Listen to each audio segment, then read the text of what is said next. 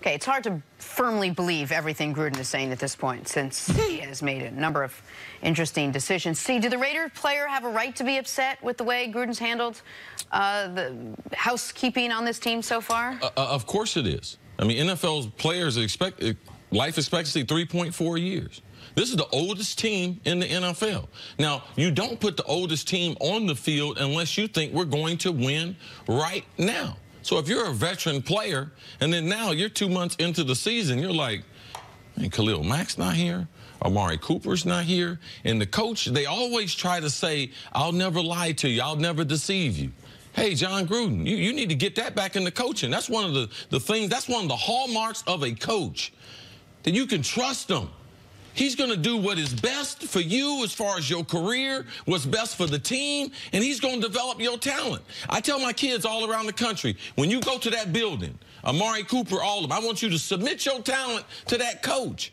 But now you got a coach, you don't know if he has what's best interest of the players in mind. You know he doesn't, because you don't let Khalil Mack out. You don't let these guys that have sterling personalities, no character problems. We thought the Rams was going to have problems. We're stupid. Listen, we need as many dysfunctional guys as possible to put a football team, let alone guys who have stellar character. Khalil Mack, what about him? He's a great player. He's a great person on and off the field. Oh, okay. Amari Cooper, he's a great person. Hadn't lived up to his potential, but did make 2 of 4 Pro Bowls since he's been in the league. So, man, being truthful with people, being authentic with people, that's going to be John Gruden's problem. I didn't want to say anything, but I know guys that played for Gruden, and that was one of the problems when he last played. Now, when you're on TV, you can't see authenticity. People can lie to you, and it's a lot of people on TV doing it. I watch games with Nick. Nick look at me. I say, he's lying. He just made that up. And being a football coach is totally different, Greg. Greg, you call games, you know it.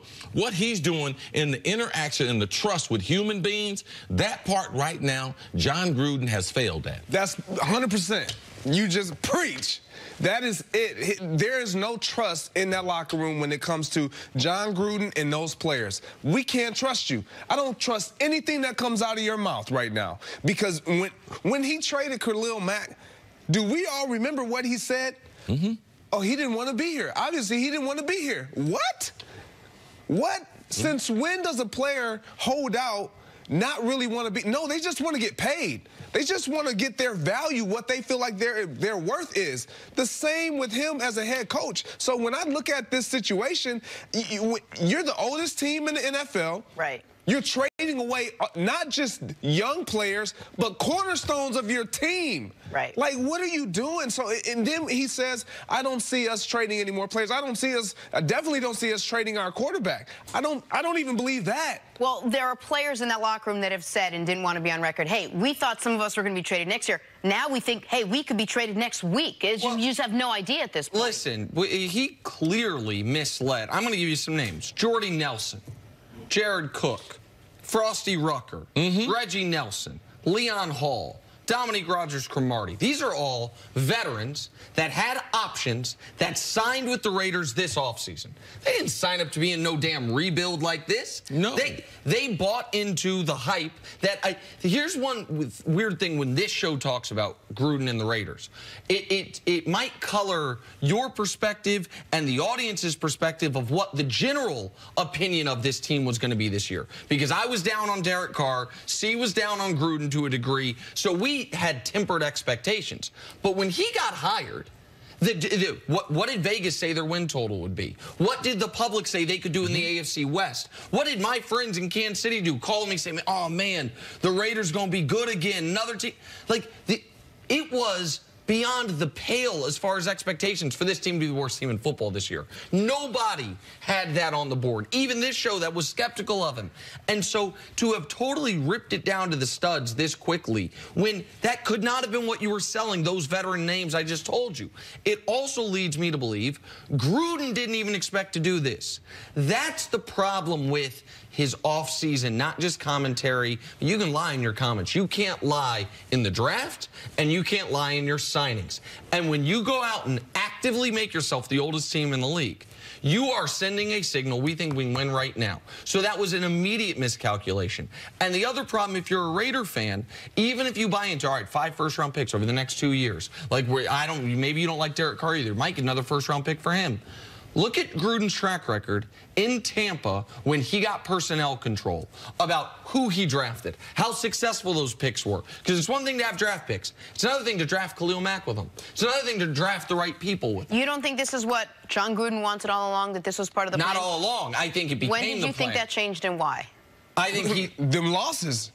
Once they started losing will bring out but something. Khalil Mack was on the table before they even started. I understand. The Khalil Mack thing was just John Gruden being stubborn and rebellious. It's like he wanted to put his foot down and show who was in charge. Like, this is a new sheriff in charge, and it's just not the way you can do things with a player like that. To me, I believe John Gruden was disingenuous from the beginning. I believe he didn't have intentions to sign Khalil Mack. I believe that John Gruden wants to be the only star in Oakland. And anyone that approaches that, even being a quarterback, is going to be a problem. I believe they're going to have a problem with John Gruden. If John Gruden had a 3-year contract, they'd be talking about firing him right now. But the Raiders, they signed him to one of the most ridiculous contracts in the history of sports. And there's a saying, you stuck like Chuck? Man, the Raiders are stuck with John Gruden. You did this to yourself. Greg, I know you're a family man. When you're not here, you're in Minneapolis, so you don't spend a lot of time in Vegas, I would imagine. But if you did, and you went to Vegas, and you see those Raider billboards, who do you think's on them? It's Gruden. They ain't got no players left to put on. Like, they're marketing them as Gruden. And the point of him wanting to be the only star and the contract, I think those are all good points. I also think you also have to remember, how did his tenure end with as far as why did he get a 10-year contract? Well, Al Davis fired him. Mark Davis, the son, who then wants to strike out on his own, not just be the son of one of the most important owners in sports history with a goofy haircut. He wants to be his own man. You know what? I'm going to sign this guy that my dad fired to a record-breaking contract and bring us back to the glory that he couldn't under my dad. Got us close, but couldn't. And now when you empower a guy like that, who I think has the ego that not only being a head football, think about the ego trip of being a star head football coach. Every year, people are like, oh, could we get Gruden? Could we get Gruden? And the ego nurturing that being on TV gives you. All those things come together, and then you get empowered with the best coaching contract in football history. You might think you can do just about anything. But they're the worst team in football.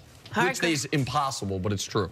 Thanks for hanging out with us today, Greg. Much appreciated. Got to take a break. Coming up, why are all eyes on Kyrie Irving? Next on First Things First. Greg, I've been knowing you a long time. If you allow TV to change you, I'm going to find you somewhere and